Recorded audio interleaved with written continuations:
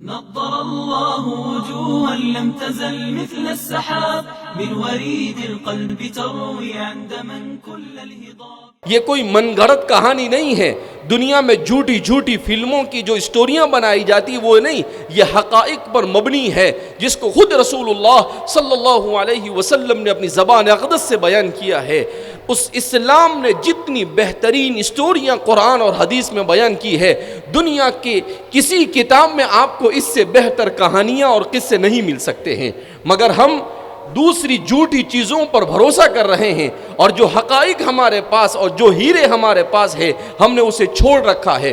امرأ فرعون حضرت آسیہ رضی اللہ عنہا کیا ظلم نہیں کیا گیا؟ کھولتے ہوئے پانی کے اندر، کھولتے ہوئے تیل کے اندر میں ڈال کر انہیں موت کے گھاٹ اتار دیا گیا فرعون نے، مگر وہ ایمان اور اسلام سے ڈگمگائی نہیں.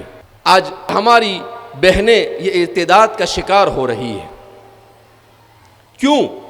اس لیے کہ ہمارے گھروں میں اسلامی ماحول نہیں. ہمارے گھروں میں عورتیں سیریلیں دیکھتی ہیں، ہمارے گھروں میں مرد فلموں کو دیکھ رہا ہے، ہمارا نوجوان یہ گیم کھیل رہا ہے. ہم سب ایسی لتوں کے اندر مبتلا ہو چکے ہیں کہ ہم نے اپنی اولاد کی تربیت کی اہمیت کو سمجھا ہی نہیں، جبکہ انسان کا سب سے قیمتی سرمایہ اگر اپنے ایمان اور اسلام کے بعد کوئی ہو سکتا ہے تو اس کی اپنی اولاد ہے، جو اس کے لیے آخرت اور دنیا میں عزت اور کامیابی کا بھی باعث ہو سکتی ہے، اور اس کے لیے بربادی اور ہلاکت کا بھی باعث ہو سکتی ہے. نبی کریم صلی اللہ علیہ وسلم کے پہلے ہم اپنی عورتوں کو کہے کہ وہ سیرت پڑھے، ان عورتوں کی سیرت پڑھے جن عورتوں نے ایسے ایسے حالات کے اندر میں اسلام پر استقامت کا ثبوت فراہم کیا. امرأ فرعون حضرت آسیہ رضی اللہ عنہا کیا ظلم نہیں کیا گیا؟ کھولتے ہوئے پانی کے اندر، کھولتے ہوئے تیل کے اندر میں ڈال کر انہیں موت کے گھاٹ اتار دیا گیا فرعون نے، مگر وہ ایمان اور اسلام سے ڈگمگائی نہیں. ایک حیرت انگیز واقعہ جو عام طور پر ہمارے عورتیں بھی نہیں جانتی اور ہمارا مرد بھی نہیں جانتا ہے. ماشطۃ فرعون. ماشطۃ فرعون کون ہے؟ رسول اللہ صلی اللہ علیہ وسلم مکہ مکرمہ میں تھے. حضرت جبریل علیہ السلام آپ صلی اللہ علیہ وسلم کی خدمت اقدس میں حاضر ہوئے، اور حاضر ہو کر حضرت جبریل نے کہا کہ میں براق لے کر آیا ہوں اور آپ کو میرے ساتھ چلنا ہے معراج کے لیے. تو پہلے سفر اسرا ہوا اور پھر اسرا سے معراج.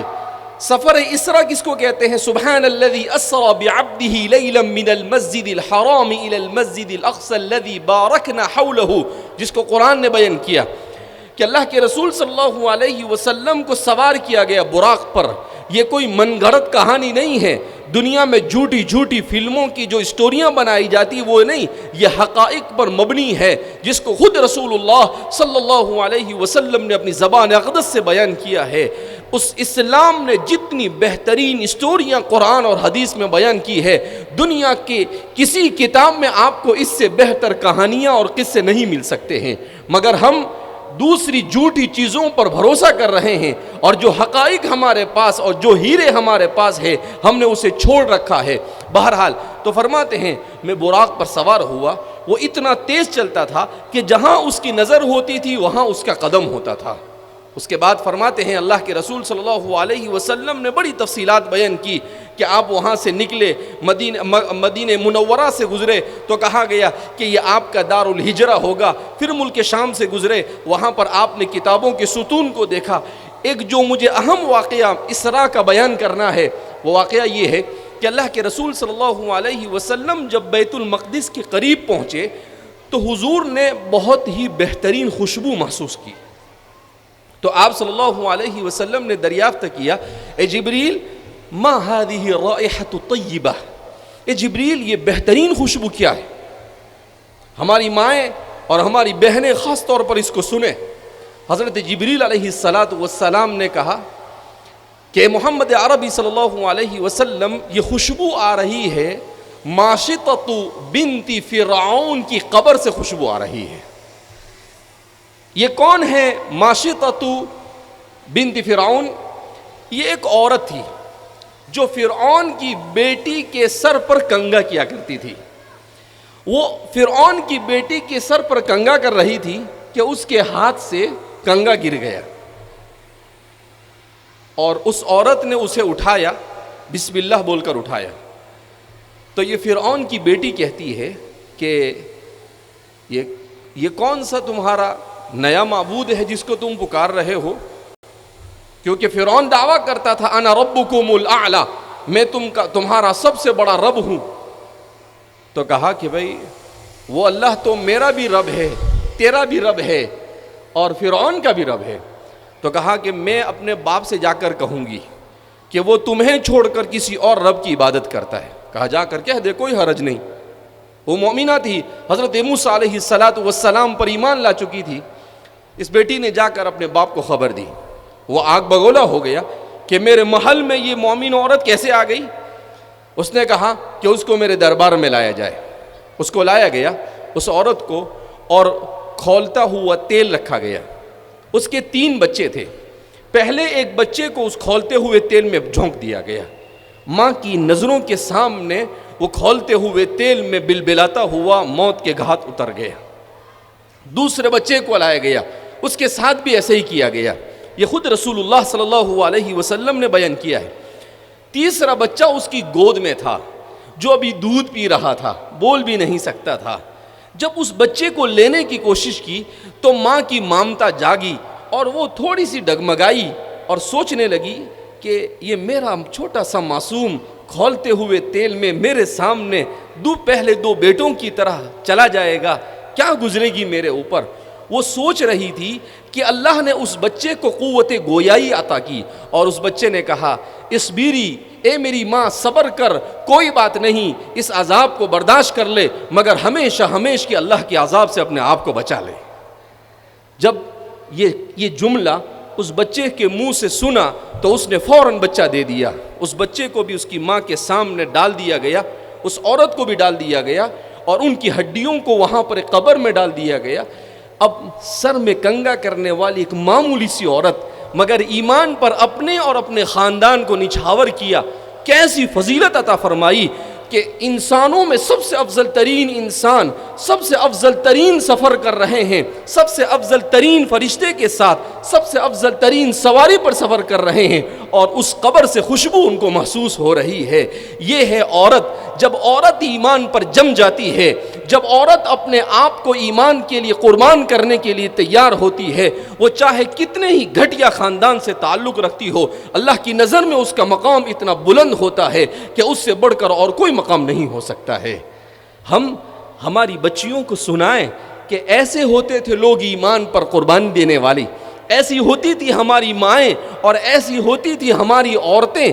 آج ہم چھوٹا سا کہ بھائی مجھے ڈاکٹر نہیں مل رہا ہے اس لیے میں کسی غیر کے ساتھ شادی کر لوں گی, مجھے اپنے اسٹیٹس کا نہیں مل رہا ہے میں کسی غیر کے ساتھ چلی جاؤں گی. یہ کتنا کمزور ایمان ہو گیا ہمارا کہ چھوٹی چھوٹی چیز پر اپنے اتنے قیمتی ایمان کو بیچنے کے لیے ہم کیا ہو گئے ہیں, تیار ہو گئے ہیں. ہماری عورتوں نے ایسا کردار تاریخ میں ادا کیا ہے, خدا پاک کی قسم دنیا کی تاریخ میں کوئی ایسی عورتیں نہیں پیش کر سکتا ہے. ام المؤمنین عائشہ صدیقہ رضی اللہ تعالیٰ عنہ سب سے زیادہ روایتیں بیان کرنے والی, ان کی خدمت میں حضرت عمرہ بنت عبد الرحمن ابن اسد ابن زرارہ رضی اللہ تعالیٰ عنہ, ان کی سیرت کو پڑھے انسان کے رونگٹے کھڑے ہو جائے. میں ابھی طالب ہاشمی صاحب کی کتاب پہ پڑھ رہا تھا, اسلام کی 400 باکمال خواتین. ہماری عورتیں اس کتاب کو لے انٹرنیٹ پر سے ڈاؤن لوڈ کریں اور اس کا مطالعہ کریں کہ حضرت عمرہ بنت عبد الرحمن ابن اسد ابن زرارہ کیسی مائناز عورت تھی. وہ عورت جس نے آج جو احادیث کا ذخیرہ ہمارے پاس جمع ہے, امام زہری اور ابن حزم ان دونوں کو تیار کرنے والی حضرت عمرہ ہے. انہی کی برکت سے احادیث مبارکہ کو تدوین عمل میں آئی. ایسی بے شمار مثالیں ہماری تاریخ میں ملتی ہے. ان عورتوں کی تاریخ کو پڑھیں, ہماری صحابیات نے کیسے زندگی گزاری, ہمارے نبی کریم صلی اللہ علیہ وسلم کی ازواج مطہرات نے کیسے زندگی گزاری, اللہ کے رسول کی بیٹیوں نے کیسے زندگی گزاری. حضور نے خود کہا یا فاطمہ بنت محمد, اے فاطمہ بنت محمد یاد رکھ تیرا باپ تجھے جہنم سے نہیں چھٹکارا دے سکتا ہے، تجھے خود عمل اور کردار کرنا ہوگا۔ آپ نے اپنی اولاد کی ایسی تربیت کی کہ انہوں نے ایسا تقوی اختیار کیا کہ حضور کی زبان سے اللہ نے کہلوایا سیدۃ نساء اہل الجنہ، کہ فاطمہ تو نے تو ایسا کردار اور ایسا عمل کر کر دکھایا کہ تو جنت کی عورتوں کی سردار بن گئی۔ اور اسی فاطمہ نے اپنی اولاد کی ایسی تربیت کی کہ سیدہ شباب اہل الجنہ، کہ حسن اور حسین کو جنت کے نوجوانوں کا سردار بنا دیا۔ ایسی ہوتی ہے ماں جو جنت کے سرداروں کی تربیت کیا کرتی ہے۔ اس لیے ہم خاص طور پر چونکہ بڑی تعداد میں ہمارے یہاں پر عورتیں آئی ہوئی ہے، وہ اس بات کو سمجھے کہ سب سے بڑی ذمہ داری اگر کسی پر تربیت کی ہے تو وہ ماں پر ہے، اس کے بعد باپ کا نمبر آتا ہے۔ اگر اولاد بگڑ رہی ہے اس کا مطلب یہ ہے کہ ہماری ماں نے اپنے تربیت کے کردار کو ختم کر دیا ہے۔ جب تک کہ ہماری مائیں تربیت اسلامیہ اور ایمانیہ کا کردار اپنے گھر میں ادا نہیں کرے گی، ارتداد کی اس آندھی کو نہیں روکا جا سکتا ہے، اور مصائب اور مشکلات کے اس طوفان کو نہیں روکا جا سکتا ہے۔ سب سے بڑا رول یہی ادا کرے گی۔ رسول اللہ صلی اللہ علیہ وسلم کو دھارس دلانے والی کون؟ حضرت خدیجۃ الکبریٰ رضی اللہ تعالی عنہا۔ حضور کے علم کو خذوا نصف علمکم من حمیرہ امت تک پہنچانے والی کون؟ ام المؤمنین عائشہ صدیقہ رضی اللہ تعالی عنہا۔ ایک ایک ایسی نظیر ہماری تاریخ میں موجود ہے کہ ہمیں کسی ہیروئن کی طرف جانے کی ضرورت نہیں، ہمیں کسی ایکٹر کی طرف جانے کی ضرورت نہیں، ہمیں ضرورت ہے ہماری ان عورتوں کی سیرت کو پڑھ کر انہی کے مطابق اپنی زندگی کو گزارنے